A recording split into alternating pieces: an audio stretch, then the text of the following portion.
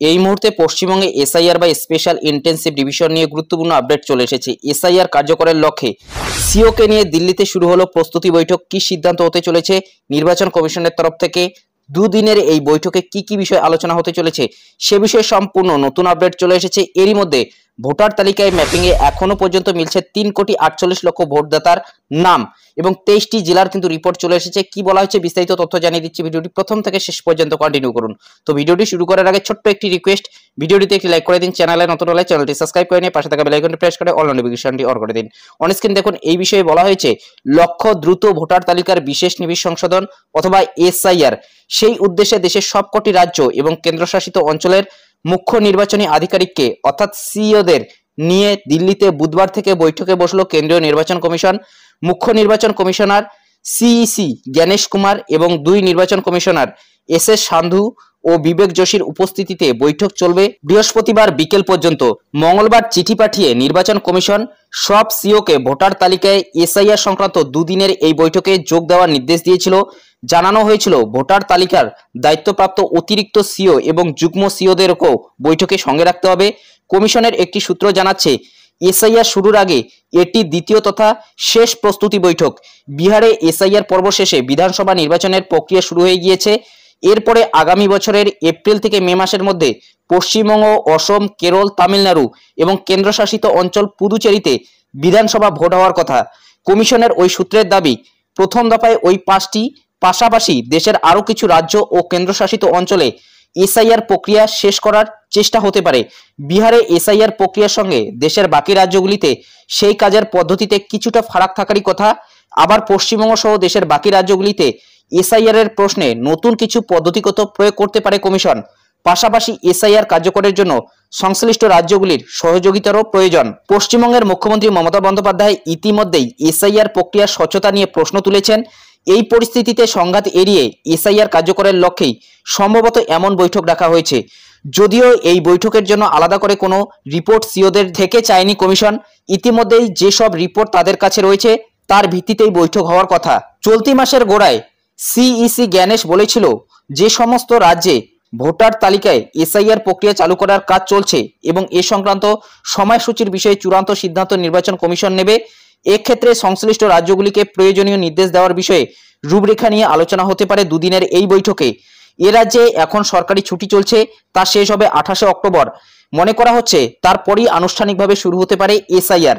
মূলত বুঝতেই পারছেন 28শে অক্টোবরের পরেই কিন্তু এসআইআর নিয়ে নতুন কোনো বিজ্ঞপ্তি আসতে পারে। তবে এটাও কিন্তু এখনো পর্যন্ত সম্ভাবনা, অর্থাৎ 28 তারিখ পর্যন্ত ছুটি রয়েছে, তারপরই কিন্তু বিজ্ঞপ্তির বিষয়ে নতুন কোনো ভাবনা চিন্তা হতে পারে। তাছাড়াও দেখুন বলা হয়েছে তবে তার আগে এই বৈঠকের পরই এই নিয়ে বিজ্ঞপ্তি প্রকাশিত হয় কিনা তা নিয়ে জল্পনা রয়েছে। গত 10ই সেপ্টেম্বর এসআইআর সংক্রান্ত প্রথম বৈঠকে সিওদের এসআইআর চালু করার জন্য প্রস্তুত থাকতে বলেছিল কমিশন। সিওদের বলা হয়েছিল রাজ্যে ভোটার তালিকা প্রস্তুত রাখতে। বেশ কয়েকজন সিও ইতিমধ্যেই তাদের ওয়েবসাইটে শেষ এসআইআর এর পরে প্রকাশিত ভোটার তালিকা প্রকাশ করেছে। দিল্লির সিও 2008 সালের এবং উত্তরাখণ্ডের সিও 2006 সালের শেষ এসআইআর প্রকাশ করেছেন ওয়েবসাইটে। কমিশনের তরফে ডেপুটি ডিরেক্টর আর পবন একটি প্রেস বিজ্ঞপ্তিতে জানিয়েছেন গত 10ই সেপ্টেম্বরের বৈঠকে ফলো আপ হলো বুধবার থেকে শুরু হওয়া দুদিনের এই বৈঠক এবং ইতিমধ্যে পশ্চিমবঙ্গেরও 2002 সালের ভোটার লিস্ট প্রকাশ করা হয়েছে, যেটা সর্বশেষ এসআইআর এর পরের ভোটার লিস্ট ছিল।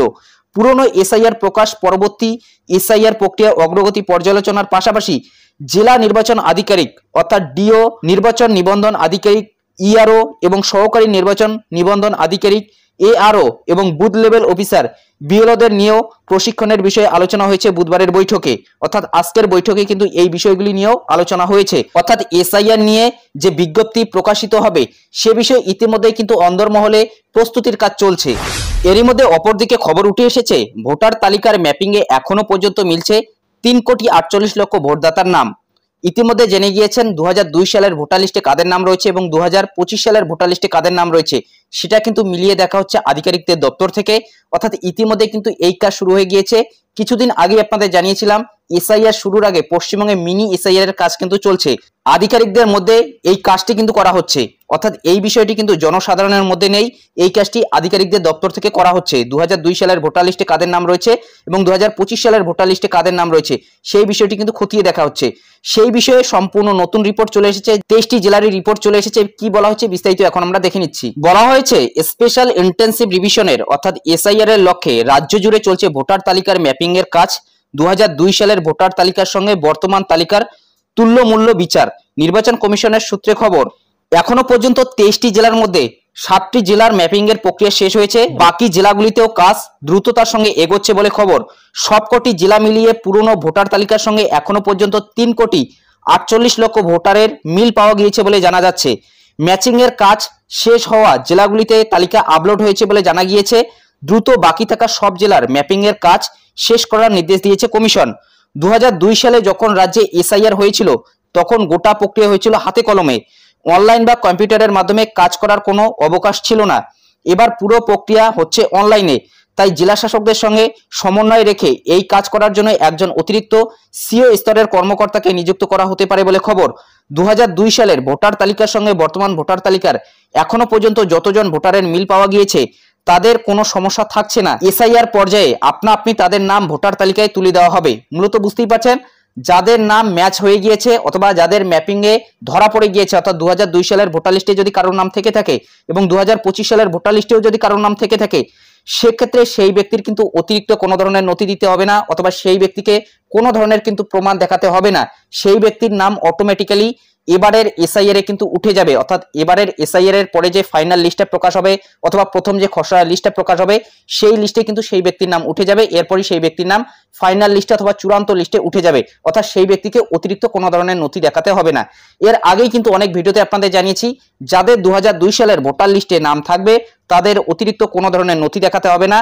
তাছাড়াও যদি আপনাদের বাবা মায়ের নামও 2002 সালের ভোটার লিস্টে থেকে থাকে, সেক্ষেত্রে আপনাদের বাবা মায়ের যদি কোনো ধরনের নথি চাওয়া হয়, সেক্ষেত্রে সেই 2002 সালের ভোটার লিস্টে আপনাদের যে বাবা মায়ের নাম রয়েছে সেটা দেখালেই কিন্তু হয়ে যাবে। এই বিষয়ে কিন্তু বিস্তারিত আমাদের চ্যানেলে ভিডিও দেওয়া রয়েছে, সেগুলো লিঙ্ক ডেসক্রিপশন বক্সে দেওয়া থাকবে, সেখান থেকে সেই ভিডিওগুলো দেখে নেবেন। এরপরই বলা হয়েছে, প্রাথমিকভাবে 15ই অক্টোবরের মধ্যে গোটা রাজ্যে ম্যাপিং এর কাজ শেষ করার লক্ষ্যমাত্রা দেওয়া হয়েছিল। তাতে দেখা যাচ্ছে 7টি জেলা ছাড়া বাকি জেলাগুলোর এখনো কম বেশি কিছু কাজ বাকি রয়ে গিয়েছে। অর্থাৎ আপাতত 7টি জেলার কিন্তু সম্পূর্ণরূপে কাজ করা হয়েছে, বাকি জেলাগুলিতে এখনো পর্যন্ত কাজ চলছে। এদিকে দুর্যোগে ক্ষতিগ্রস্ত উত্তরবঙ্গের জেলাগুলিতে তুলনামূলকভাবে সময়ের মধ্যেই অনেকটা কাজ এগিয়ে নিয়েছে নির্বাচন কমিশন। যদিও ওই জেলাগুলির ক্ষেত্রে ম্যাপিং এর কাজ শেষ করার সময়সীমা আগেই বৃদ্ধি করা হয়েছে। যে 7টি জেলার ম্যাপিং এর কাজ শেষ হয়েছে সেসব জেলায় শতাংশের বিচারে যে মিল পাওয়া গিয়েছে তা হলো ঝাড়গ্রামে 51.36%, অর্থাৎ প্রায় কিন্তু 50% মিল পাওয়া গিয়েছে। এরপর পশ্চিম মেদিনীপুরে 62.94%, অর্থাৎ এখানেও কিন্তু অনেকটা মিল পাওয়া গিয়েছে। কালিম্পংয়ে 65.27%, আলিপুরদুয়ার 53.73%, পুরুলিয়াতে 61.29%, কলকাতা উত্তর 55.35%, মালদহ 54.49%।